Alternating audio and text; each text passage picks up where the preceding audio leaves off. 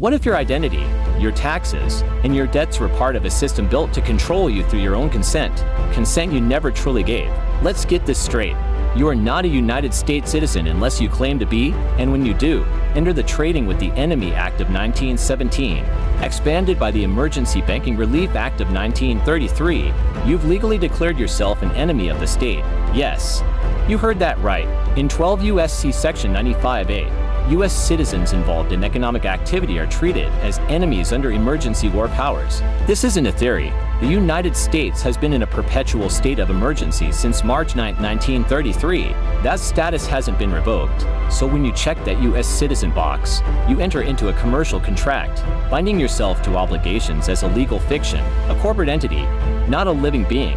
Now look at 26 U.S.C. 7701A26. Trade or business is defined as performing the functions of a public office. Only those acting in a public office are lawfully taxed under 26 CF or Section 1.121. If you're not in federal service, your private labor is not legally taxable. So why does that 1099 NEC make it look like you owe taxes? Because the IRS presumes you're operating in a public capacity, but Form 4850 to lets you rebut that presumption. It's your lawful correction of the record.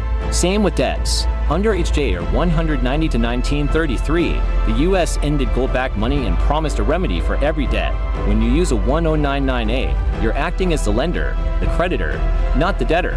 You're asserting that the obligation has been met through your value. Understand this, you're not the borrower. The system borrows against your trust, your signature, your energy. The Uniform Commercial Code protects your right to operate privately. UCC 1 to 308 reserves your rights. UCC 3 to 305 gives you protection as a holder in due course. And 31 U.S.C. Section 3123 shows the U.S. owes its obligations to you, the real creditor. Everything changes when you correct your status, reserve your rights, and stop operating in the public fiction.